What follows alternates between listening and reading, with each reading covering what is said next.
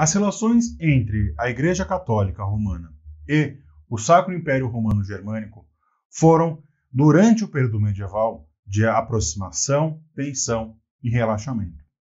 Essa tensão é gerada muito por conta da herança romana que a Igreja leva em sua estrutura. Essa tensão leva tanto a Igreja quanto o CIRG a quase uma guerra civil no século XI. O imperador Henrique IV e o Papa Gregório VII, por muito pouco, não devastam a Europa num conflito sem fim. Vamos falar nesse vídeo sobre a questão das investiduras. Eu sou o Bruno e você está no Clio História e Literatura.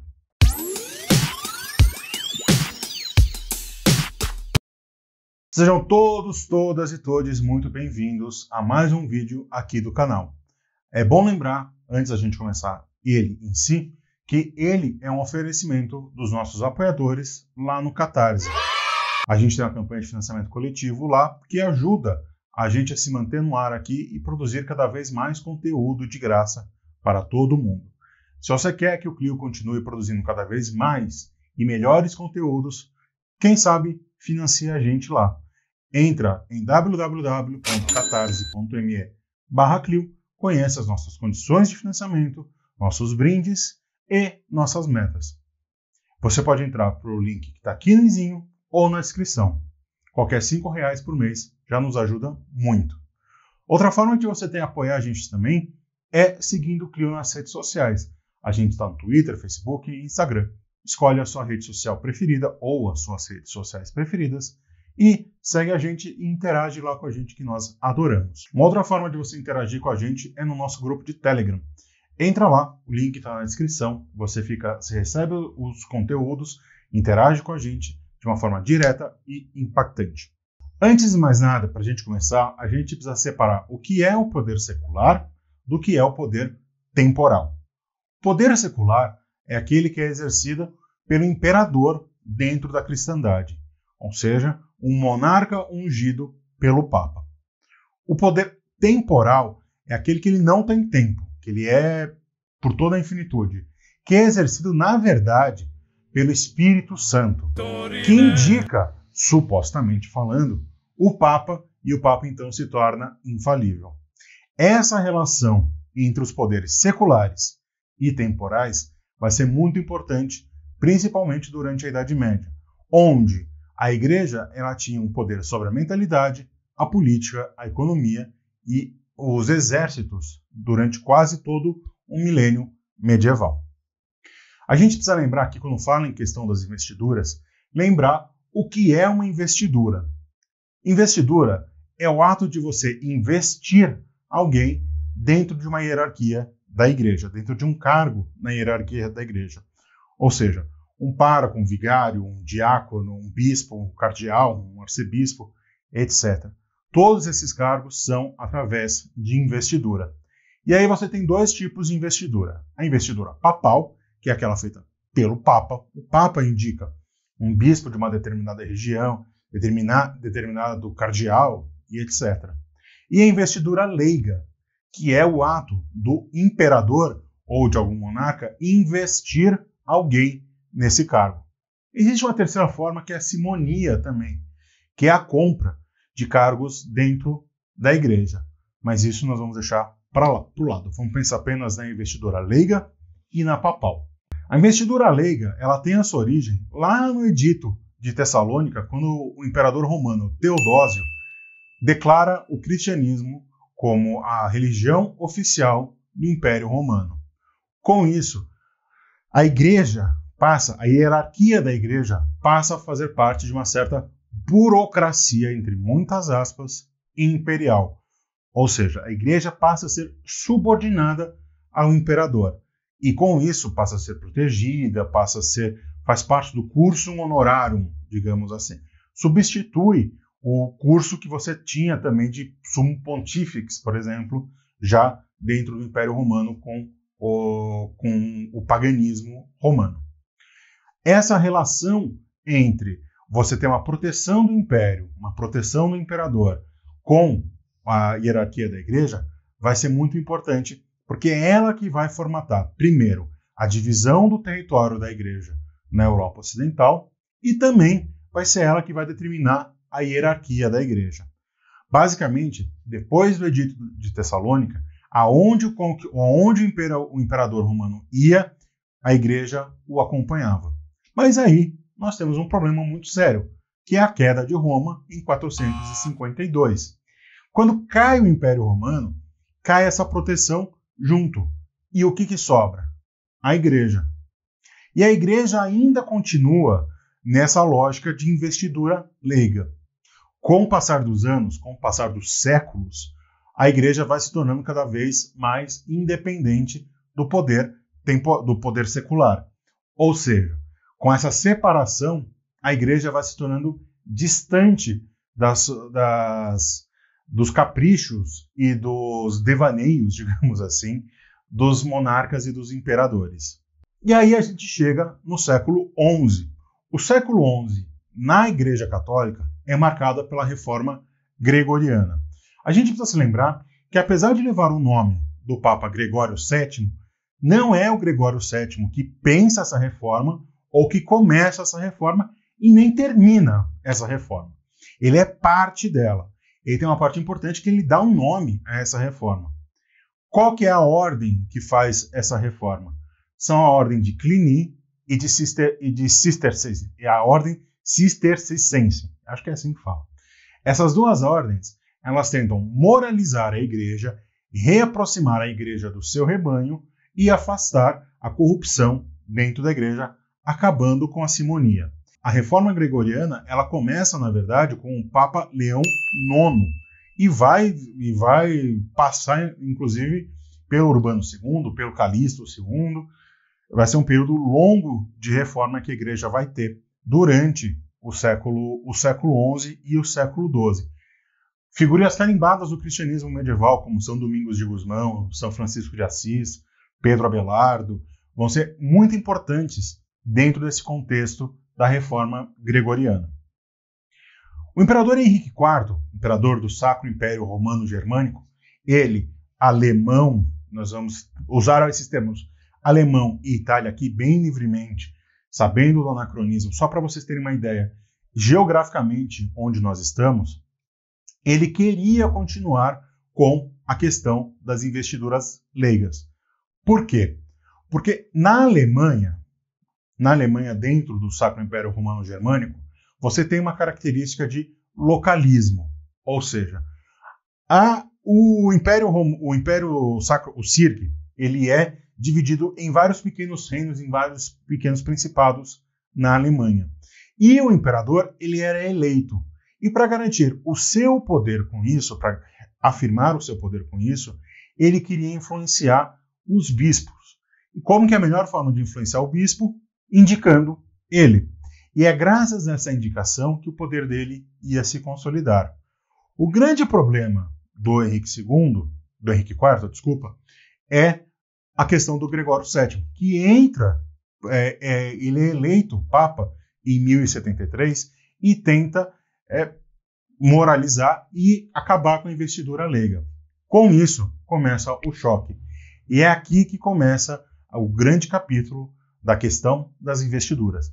A questão das investiduras também começa antes do Henrique IV e termina depois do Henrique IV e do Gregório VII. É um processo de longa duração que vai determinar diversos imperadores e diversos papas. Aqui é bom lembrar que na Itália, diferente da Alemanha no CIRG, na Itália você tem uma unidade mais próxima, principalmente por conta dos estados papais. Não é bem estados papais ainda que se chama, só que são as terras dominadas diretamente pelo Papa. Diferente de hoje, onde o Vaticano é um estado minúsculo, aqui nós temos um estado amplo, vasto, com um exército permanente do Papa. O Papa aqui, ele é de fato um chefe de Estado, não um chefe de Estado decorativo, como é hoje na questão do Vaticano. Uma das principais vitórias da Reforma Gregoriana foi a criação do Colégio de Cardeais, e assim garantir a eleição do Papa no conclave. A eleição do Papa depois da criação do Colégio de Cardeais em 1059 mantém-se inalterada desde então, praticamente inalterada desde então. O atual Papa, o Francisco I, ele foi eleito mais ou menos da mesma forma que o Gregório VII. Essa independência da Igreja, para ela passar a indicar o seu próprio Papa e eleger o seu próprio Papa, diferentemente de um método meio caótico que existia antes, que existia desde uma pomba pousando no ombro do Fabiano I até um conchavo entre os nobres italianos e a Igreja para escolher o Papa, isso cria uma independência. Por quê? Essa independência vem pelo fato da nobreza europeia, da nobreza principalmente militar europeia, não indicar mais quem seria o Papa. É uma vitória enorme para a Igreja essa separação, porque assim você não tem como mais o imperador influenciar na escolha da Igreja. O próprio Gregório VII foi eleito em 1073 já dessa forma. Um dos primeiros atos do Gregório como Papa é a proibição da investidura leiga. Porém, o Henrique IV caga para isso e continua fazendo a investidura leiga. Tá nem aí e continua lá indicando os bispos e arcebispos e altos cargos dentro da Igreja na Alemanha. Com isso, o conflito entre os dois aumenta. Esse conflito vai aumentando tão forte, que chega ao ponto do Papa excomungar o imperador.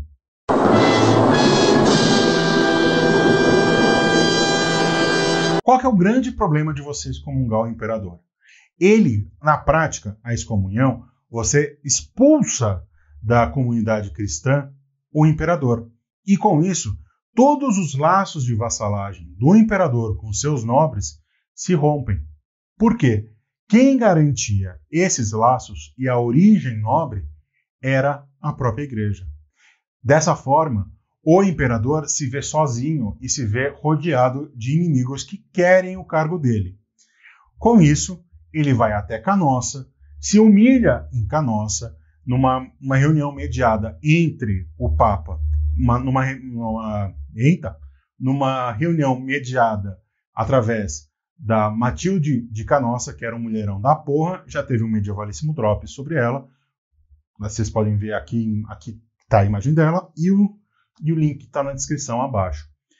Matilde de Canossa consegue fazer com que o imperador se humilhe e o Papa anule a excomunhão. Dá certo isso? Obviamente que não. Por quê? O imperador, depois que ele deixa de ter essa comunhão, ele ataca Roma mais uma vez e expulsa o Gregório de Roma. Com isso, o Gregório vai morar em Ravenna e lá passa a ser a sede da Igreja. Porém, o imperador Henrique IV impõe um bispo alemão que vai assumir como Clemente VII, um dos antipapas. Inclusive, esse conceito de antipapa é muito interessante, porque não existe só, quando a gente fala em antipapa, parece que a gente está falando do demônio, mas não estamos falando do demônio. O antipapa é um papa que ele não é o oficial. Ele age como um papa, só que ele não é oficial. Isso daria um episódio somente do medievalíssimo para isso. Com essa indicação de dois papas, o que acontece? O que o Henrique IV esperaria? Que a cristandade se dividisse. Porém, a cristandade não se divide. Todos os monarcas europeus passam a apoiar o Gregório VII. Somente o CIRG passa a apoiar o Clemente III e os seus sucessores dos dois ramos. O Gregório VII morre e quem assume o papado é o Calixto II. O Henrique IV morre e quem assume o trono de imperador é o seu filho, Henrique V. Os dois entram num choque tão grande que leva o Sacro Império Romano a uma beira de uma guerra civil. Qual que é o problema disso? Você tem as duas maiores autoridades cristãs da Europa medieval, um período no qual ser cristão e ser europeu era basicamente sinônimo. Você tem as duas maiores autoridades cristãs à beira de uma guerra civil, e aí as outras autoridades, os outros monarcas começam a pressionar. O que acontece é que o Calixto II e o Henrique V resolvem selar a paz através da Concordata de Worms, de 1122. A Concordata de Worms acaba com a investidura leiga e impõe um tratado de auxílio e amizade entre os dois, entre o Império e o Papado. Sempre que o Papado precisar de ajuda militar, o Império vai vir em auxílio. E sempre que o Império precisar, o Papado vai vir com auxílio.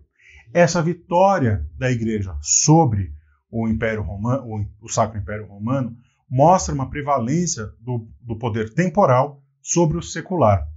E essa prevalência vai se estender na Europa até as reformas religiosas do começo da Idade Moderna, onde você tem aí sim uma separação entre a Igreja e o Estado. Outras formas de você ter essa dominação era a excomunhão, como a gente já falou aqui, e o interdito. O que é o interdito? Interdito é a excomunhão de todo um território, ou seja, o Papa vai lá e excomunga, por exemplo, a Inglaterra. E todos os ritos, seja batismo, casamento, extrema-unção, todos os ritos, eles param de acontecer. E com isso, como o homem medieval era um homem, os homens e as mulheres do período medieval eram muito místicos e muito ligados ao cristianismo, essa era uma forma de pressão que a Igreja tinha sobre os monarcas. Com essas duas ferramentas, mais o advento das cruzadas pelo Papa Urbano II, você tem instrumentos de defesa muito forte pela Igreja. A questão das investiduras nos mostra como é importante essa separação entre o poder secular e o poder temporal, entre o poder religioso e o poder político. Misturar política com religião, seja no passado, seja no presente, seja no futuro, está muito ruim. Por quê? Manipular a fé, manipular os fiéis por interesses próprios, geralmente mesquinhos, levam a uma degradação da fé e uma degradação das instituições políticas. Devemos ficar atentos com falsos profetas, falsos pastores, falsos papas que ainda querem juntar esses dois tipos de poderes. Era isso, meus amores. Espero que a gente tenha pensado um pouco sobre a questão das investiduras e sobre a importância da separação entre o poder secular e o poder temporal. Se você tem alguma dúvida, crítica, sugestão, comentário, a caixa aqui de comentários está aberta para qualquer tipo de comentário, de conversa que a gente possa vir a ter, desde que mantenha um bom nível, a boa educação, etc. e tal. Qualquer forma de comentário que não estabeleça um bom nível e um bom comentário, uma boa educação, será simplesmente ignorado. Então não se esqueça de curtir e de compartilhar esse vídeo, de seguir o Clio nas redes sociais, de procurar a gente tanto no Catarse quanto no PicPay. Um beijo, um abraço, um aperto de mão e o resto é vida que segue.